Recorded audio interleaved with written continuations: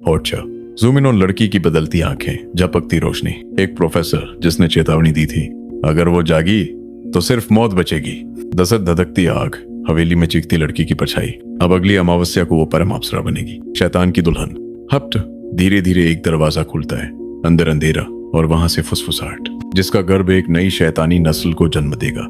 और अगर इस बार वो पैदा हुआ तो कोई भी उसे नहीं रोक पाएगा। पर मैं लाइक करो अगर तुम्हें डर लग रहा है, सब्सक्राइब करो अगर जानना है क्या जिन्न की दुल्हन बच पाएगी या शैतान अब इस धरती पर राज करेगा। निक्कू अपनी दोस्त माही के साथ क्लब में मौज मस्ती कर रहा था। तभी माही का मोबाइल रिंग करने लगा और स्क्रीन पर जान लिखा देख निक्कू ने पूछा, क्या हुआ बेबी, क्या देख रही हो। माही ने थका सा जवाब दिया, कुछ नहीं, मेरे पति का कॉल है तो उठा लो बेचारा, क्या कहना चाहता है, निक्कू ने हंसते हुए कहा। लेकिन माही ने नफरत से कहा कि इतनी मुश्किल से तो उसके चंगुल से आजाद हुई हूँ, अब तो मुझे उसकी आवाज तक से नफरत है। दोनों जोर से हंसने लगे और फिर पार्टी खत्म कर निकल पड़े। जैसे ही उन्होंने कार स्टार्ट की, सामने एक बेहद खूबसूरत लड़की नित्यांगना जैसे कपड़े पहने, भारी गहनों से लदी हुई, अचानक प्रकट हो गई, जिससे कार लगभग टकरा ही जाती। अर्जुन की आंखें उस पर थम गई। उसकी नजर उस लड़की से मिली और वह एक तरफ चली गई।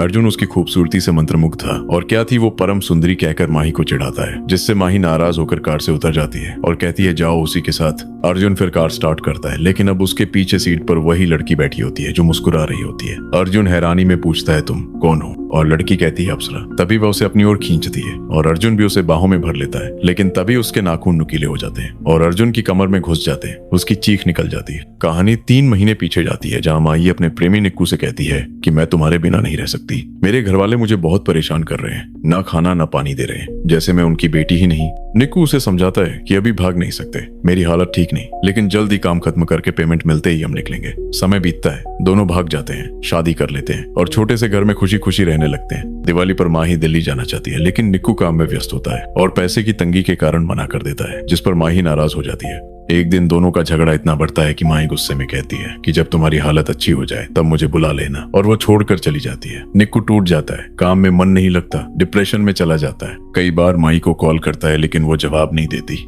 रातों को भटकता है। एक रात वह श्मशान पहुंचता है और वहां एक बाबा से मिलता है जो उसे एक सिद्धि बताते हैं कि 22 रातों तक एक विशेष मंत्र से देवी अप्सरा को सिद्ध किया जा सकता है। निक्कू यह विधि शुरू करता है। हर रात बरगद के पेड़ के नीचे मंत्र जपता है। 21वीं रात को जब उसे कुछ महसूस नहीं होता तो वो निराश हो जाता है। तभी एक फुसफुसाती आवाज सुनाई देती है जो कहती है कि जब तू घर लौटेगा तो जो पहला इंसान तुझे दिखे उसका सिर काटना होगा। वो सहम जाता है, लेकिन हाँ कह देता है। वापस लौटते समय उसे अपनी छोटी बहन मुन्नी दलदल में फंसी दिखाई देती है। वो उसे खींचकर बाहर निकालता है, लेकिन तभी उसे याद आता है कि मुन्नी तो दिल्ली में है। उसे एहसास होता है कि यह सब एक परीक्षा है, लेकिन पत्नी की बेवफाई और अपमान की याद उसे क्रूर बना देती है और वो अपने झोले से चाकू निकालकर अपनी बहन की गर्दन काट देता है। खून से उसका चेहरा लाल हो जाता है। तभी वही आवाज कहती है, बहुत अच्छे, अब तू तैयार है अंतिम रात्रि के लिए। अगले दिन माही का कॉल आता है और कहती है कि वो वापस आना चाहती है। निक्कू खुशी से झूम उठता है। वो माही को लेने उसके घर जाता है और दोनों फिर एक बार साथ हो जाते हैं। निक्कू पैसे न होने पर भी उसे दिल्ली घुमाने ले जाता है, लेकिन माही क्लब जाने की जिद करती है। जब निक्कू मना करता है तो वो फिर उसे छोड़कर चली जाती है।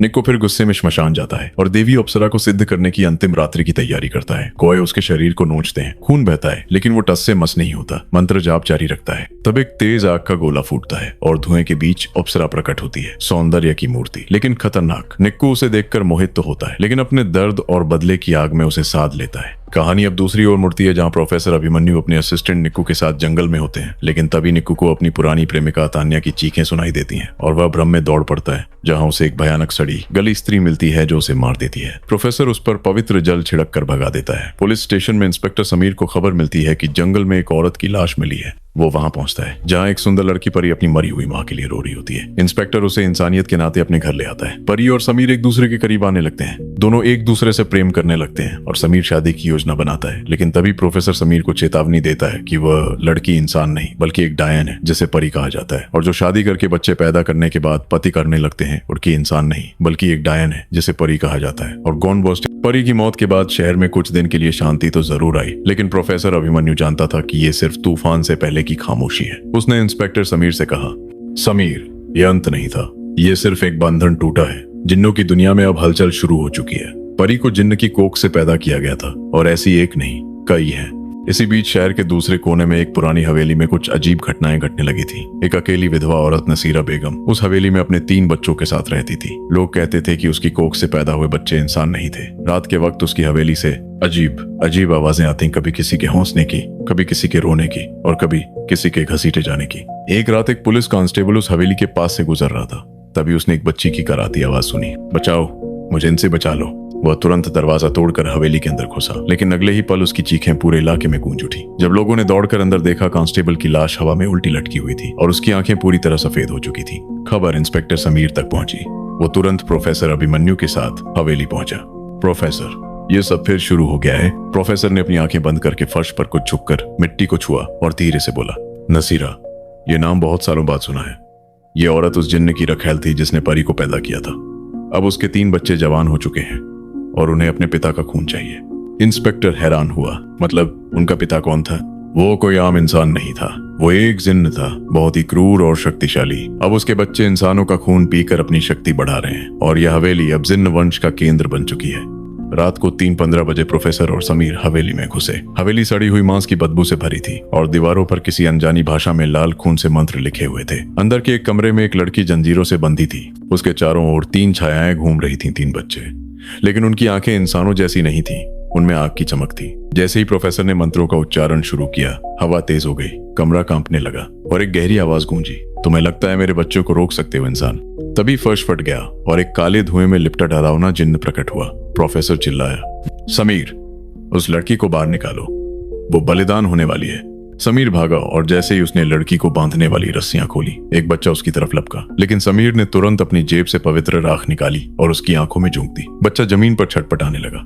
उधर प्रोफेसर ने पवित्र जल का छिड़काव करना शुरू किया, लेकिन तभी जिन्न ने उसे हवा में उठा लिया। तेरी हिम्मत कैसे हुई मेरे बच्चों को हाथ लगाने की? प्रोफेसर की हड्डियां चटकने लगी, लेकिन उसने एक आखिरी मंत्र उच्चारित किया, विघ्नहरणम बलिदान नाशनम आगच्छ पवित्राय, और एक तीव्र प्रकाश से सारा कमरा भर गया। जिन्न चीखता हुआ फर्श के अंदर खींच लिया गया। तीनों बच्चे भी आग की लपटों में जल गए।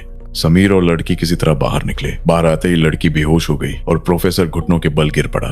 समीर, ये खत्म नहीं हुआ है, जिन्न की जड़ें बहुत गहरी हैं, वो फिर लौटेगा जब अगली परम अप्सरा जन्म लेगी।